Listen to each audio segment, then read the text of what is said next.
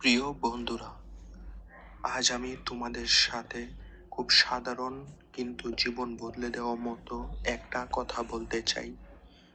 সাফল্যের রহস্যটা আসলে কোনো জাদু নয়, না কোনো বড় ঘটনা, না কোনো একদিনের উন্মোদনা। সাফল্য আসে ছোট ছোট দৈনিক অভ্যাস থেকে, যেখানে আমরা প্রতিদিন করি, যেগুলো দেখতে খুব সাধারণ লাগে, কিন্তু সেগুলো সময়ের সাথে যৌগিক সুদের মতো কাজ করে।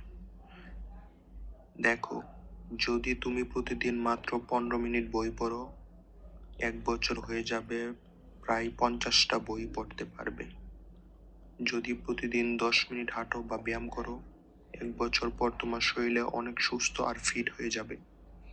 যদি তুমি প্রতিদিন 5 মিনিট নতুন কিছু শেখো, 1 বছর পর তুমি একটা নতুন দক্ষতায় অনেক এগিয়ে যাবে।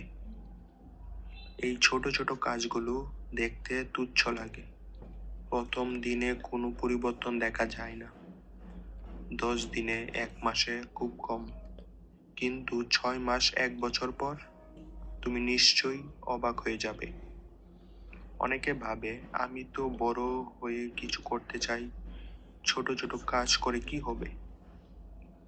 কিন্তু সত্যি কথা হলো, বড় কিছু হয় না এক লাফে, বড় কিছু হয় প্রতিদিনের ছোট ছোট পদক্ষেপ দিয়ে।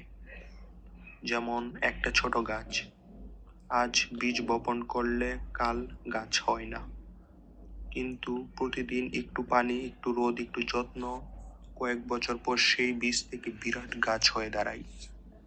তোমরা জীবনেও ঠিক তেমন, তোমার স্বপ্নও ঠিক তেমন।